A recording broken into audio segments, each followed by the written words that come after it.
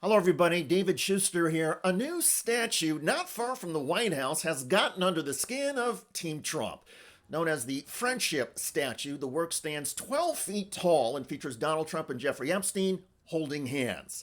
According to several reports, the creator, who wishes to remain anonymous, said the statue was a response to this. This is a Democrat hoax that never ends. Thousands of pages of documents have been given, but it's really a Democrat hoax. Well, this statue is real. The plaque says, "In honor of Friendship Month, we celebrate the long-lasting bond between President Donald J. Trump and his closest friend, Jeffrey Epstein." Another plaque quotes lines of a poem Trump allegedly inscribed in an Epstein birthday book. "Jeffrey Epstein, nor will I, since I also know what it is. Yes, we do. Come to think of it, as a matter of fact, it was clear to me the last time I saw you." A third plaque quotes this bawdy birthday card. "We have certain things in common, Jeffrey. Enigmas never age. Have you noticed that? A pal is a wonderful thing. Happy birthday, and may every day be another wonderful secret." Donald Trump's White House press office was not amused. A spokesperson immediately issued this statement: "Liberals are free to waste their money however they see fit, but it's not news that Epstein knew Donald Trump because Donald Trump kicked Epstein out of his club for being a creep." That defense doesn't quite match the evidence released so far in countless Jeffrey Epstein lawsuits filed through the years. More evidence about the extent of the Trump-Epstein friendship is likely contained in the unreleased Epstein files. The documents, still under seal by Trump's Justice Department, allegedly include phone records, flight logs, videos, and photographs. Epstein showed off a few of the graphic Trump photos to journalist Michael Wolff. And I remember very vividly three of them. There are two in which Trump is, the girls, topless girls, are sitting on Trump's lap. And then a third in which he has a stain on the front of his pants. And the girls are kind of pointing at it, sort of bent over, laughing. The congressional effort to force the release of all of the Epstein evidence collected by the FBI just took another major step. Democrat Adelita Grijalva just won a special congressional election in Arizona. She is providing the 218 signature needed to pass what is known as a discharge petition. It forces House Speaker Mike Johnson, within 7 legislative days, to bring to the floor and hold a vote on a bill requiring the Justice Department and FBI release all of the Epstein files. Once that measure passes the House, it will then head to the U.S. Senate.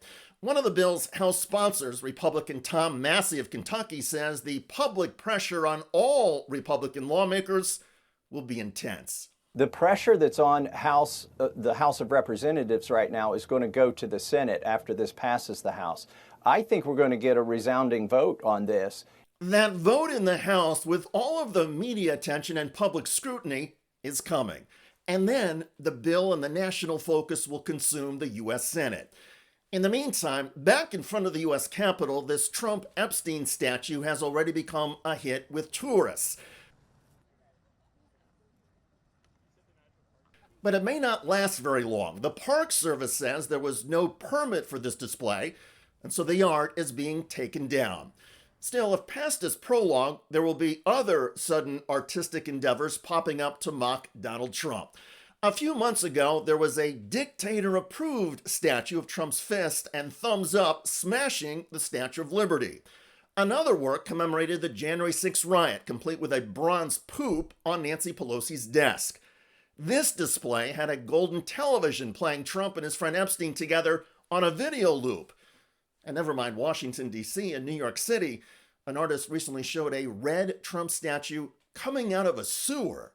And in London, during Donald Trump's recent visit to the UK, there was this. Protesters lined the streets and projected images of Donald Trump and Jeffrey Epstein on the side of one of London's most famous landmarks. If the president thought he was leaving the Jeffrey Epstein scandal behind when he left Washington, he has another thing coming. A number of demonstrators actually projected images of the convicted sex offender along with the president on the walls of Windsor Castle. Windsor Castle, sewers in New York City, the National Mall in Washington, D.C., all have become stages for artists and pranksters who are leveraging the Epstein scandal to ridicule and shame Donald Trump. At the United Nations this week, there was something of a performance art moment that also embarrassed the Trump White House. That escalator stopped as soon as the Trumps got on it. What should we do? President Trump, why did you cancel the meeting with Chuck Schumer? A question about Schumer? Time to keep walking. Soon after the incident, White House spokesperson Caroline Leavitt blamed UN agitators. It doesn't look like a coincidence to me. And if we find that these were UN staffers who were purposefully trying to literally trip up the president and the first lady of the United States, well, there better be accountability for those people. The UN reviewed the incident and determined, thanks in part to the video, that a White House videographer with Trump had bumped into the escalator shutoff button. In other words, it was Donald Trump's own White House staff that was responsible. But taking responsibility or looking in the mirror have never been part of the Trump playbook. And so, as the Epstein scandal explodes in Congress, don't look for Donald Trump or his team to acknowledge anything. Instead, it will be left to members of Congress and prankster artists to remind the world that the scandal is of Donald Trump's own making. And Trump's cover-up and his effort to bury the Epstein files, well, it's all only making the story and the artistic impressions more intriguing. By the way, we played a clip of the protests in London that overshadowed Donald Trump's recent visit.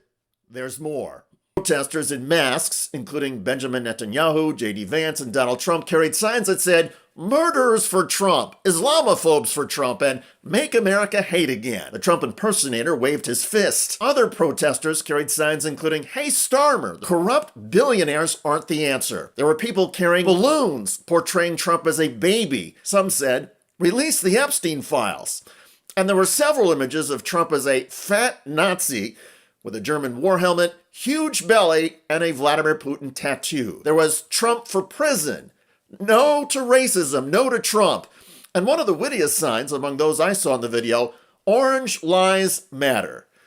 Here's part of the report from CBS News. Donald Trump, you can't hide! United in anger, protesters marched through central London.